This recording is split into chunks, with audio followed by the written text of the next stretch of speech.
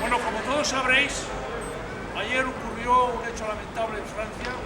Tenemos muchos corredores franceses entre nosotros.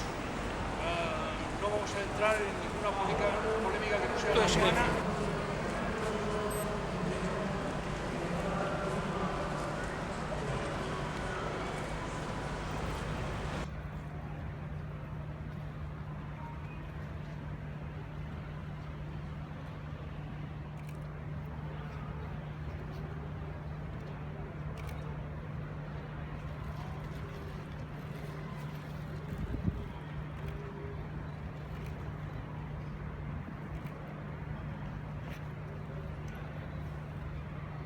Bueno,